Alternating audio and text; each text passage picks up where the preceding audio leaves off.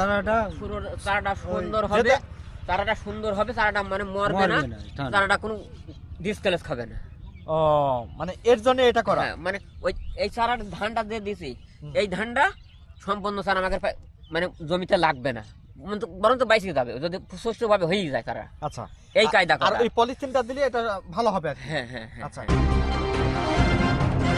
প্রিয় দর্শক সবাইকে স্বাগত জানাচ্ছি। দর্শক, কৃষি আর কৃষকের কথা জানতে এই মুহূর্তে আমি মাঠের মধ্যে অবস্থান করছি এবং আমার ডান পাশে যদি আপনাদের একটু দেখাই যে চমৎকার একটা পরিবেশ, অর্থাৎ সরষার ক্ষেত, এবং তার পাশে কিন্তু কয়েকজন কৃষক কিন্তু তারা কিন্তু কাজ করছে। অর্থাৎ এখন কিন্তু এই যে সামনে কিন্তু এটা আসছে যে বড় মৌসুম, অর্থাৎ এই বড় মৌসুমকে কেন্দ্র করে কিন্তু কৃষকরা কিন্তু তাদের চারা দিতে হয় এবং চারা কিন্তু দেওয়ার পরে কিন্তু সেই চারা কিন্তু আবারও কিন্তু পরবর্তীতে জমি কর্ষণ করে জমির পরবর্তীতে সেটা প্রসেসিং করে কিন্তু সেখানে কিন্তু ধান লাগানো হয়।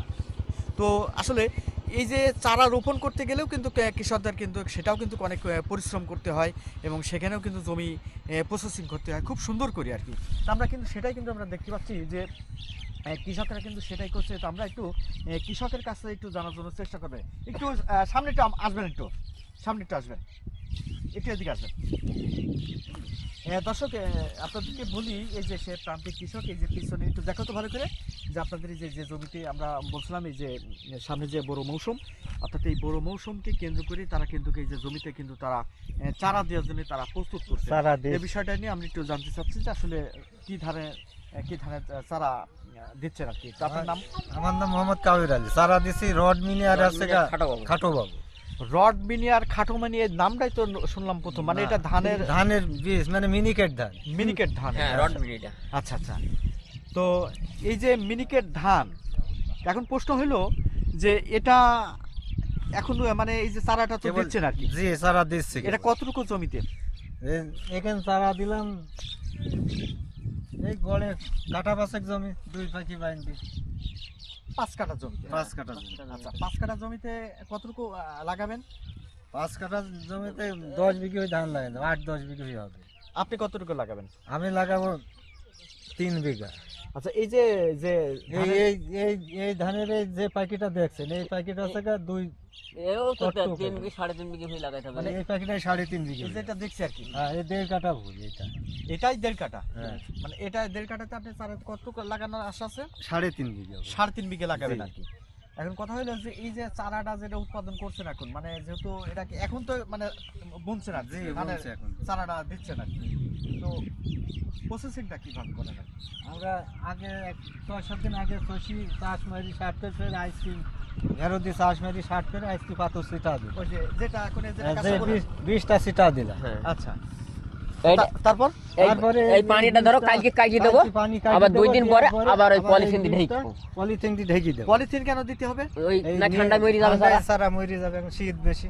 তারা হবে না। এই পরামর্শটা কি আপনাদের নাকি কোনো অভিজ্ঞ বিশেষ করে কৃষি ডিপার্টমেন্টের লোক? না, আমাদের এই না, চাষি আমরা মন্ত্রী দেখায় থেকে আমরা শিখেছি। শিখে ফেলি। আপনারা এটা জানেন আর কি? হ্যাঁ, জি। ও, তো সব মিলে এই ওই সব ঢাকা হয়ে যায়। হ্যাঁ, ওই যে ওই পাশে তো দেখছি পাচ্ছি আছে হ্যাঁ, মানে ওইভাবে রেখে ধানা। তার মানে এটা আপনাদের এটা কবে দেওয়া লাগবে? এটা মোটামুটি এই 2 দিন পরে পরে দেবো। 2 দিন পরে দেওয়া লাগবে। 2 দিন পরে। মানে ওই পলিথিনটা যদি দেওয়া যায় তাহলে মোট কথা চারাটা সুরক্ষিত হয় ভালো। চারাটা পুরো চারাটা সুন্দর হবে, যেটা- চারাটা সুন্দর হবে, চারাটা মানে মরবে না, ঠান্ডা। চারাটা কোনো ডিসকালেজ খাবে না।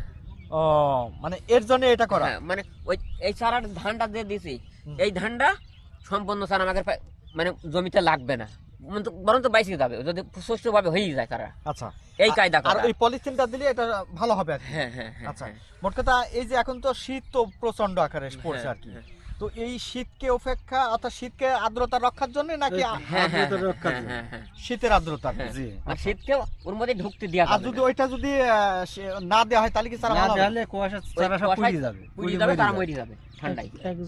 আচ্ছা আচ্ছা। তো দর্শক, আমরা সরাসরি কৃষকের কাছে শুনছিলাম তারা এই যে বোরো ধানকে কেন্দ্র করে তারা এই যে বোরো ধানের চারা দিচ্ছেন এবং ধানই করছে। তো আপনার এই যে যেহেতু 3 বিঘা জমিতে আপনি বললেন এটা রোপণের জন্য আর কি করছেন আর কি। এটা কি মিনিকেট? মিনিকেট, রড মিনিকেট। রড মিনিকেট। তো এই ধান মানে যেহেতু ইচ্ছা তো আছে, খরচ তো হবে। হ্যাঁ, হ্যাঁ, খরচ খরচ তো তো আছে। আছেই। এই জায়গাটায় আপনার এখানে যে চারাটা এখানে খরচ কেমন কি করলেন? এই জায়গাটায় খরচ ওই পেঁয়াজ জায়গাটা মেলা টাকা খরচ, কাটা প্রতি অন্তত 300 টাকা সার 400 টাকা খরচ হয়ে যাবে, সার মাটি বিষ হাবি দাবি শশা ভালোই লাগে। 300 টাকা হ্যাঁ, কাটা হবে 300 টাকা খরচ, খরচ হবে। 3 কাটা হবে অন্তত 900-1000 টাকা সার মাটি লাগে, আর যদি শশা বাদ। এই জমি কিনি চারা দিতে হয় আর সার কি ঠিক আবার বেশি পড়ে। সার কি ঠিক মতন পাচ্ছেন? এখন তো সার লাগিনি, হয়তো কিনা হয়নি আচ্ছা, মানে সারের ভালো মন্দ সম্পর্কে তেমন না। একটা ধারণা নাই। না। আচ্ছা আচ্ছা, তো সব মিলে আশা আছে যে ভালো হবে চারাটা আর কি। হ্যাঁ হ্যাঁ, আচ্ছা, আশা করি আর কি। ধানও ভালো হবে আর কি। হ্যাঁ, আচ্ছা, দর্শক আমরা সরাসরি কৃষকের কাছে শুনছিলাম তাদের এই যে উৎপাদিত, বিশেষ করে এই যে বড় মৌসুমকে সামনে, যেহেতু সেক্ষেত্রে তারা এখন এই যে চারা উৎপাদনের ক্ষেত্রে তারা কিন্তু ব্যস্ত সময় পার করছে। পাশাপাশি তারা এই যে চারা প্রসেসিংয়ের যে বিষয়টা, বিশেষ করে তাদের কাছ থেকে শুনলাম যে যেহেতু চারা উৎপাদন করতে এখন কিন্তু প্রচণ্ড আকারে কিন্তু শীত পড়ছে, এবং এই শীতকে সুরক্ষিত করার জন্যই মূলত তারা এই যে পলিথিনে বিছাবেন, অর্থাৎ আমরা যদি আপনাদের ওই সাইডে যদি একটু ক্যামেরা দেখানোর জন্য চেষ্টা করি, যে সামনে আমরা যেটা দেখতে পাচ্ছি ওটাও কিন্তু ধানেরই চারা কিন্তু, এবং এর উপরে কিন্তু মূলত পলিথিনে বিছানো হয়েছে। এবং এখানে যে কৃষক আমরা যেটা দেখতে পাচ্ছি, ইনি কিন্তু মূলত এখনই এইমাত্র কিন্তু চারা অর্থাৎ ধানের কি বীজ আর কি উনি ফেলছেন আর কি।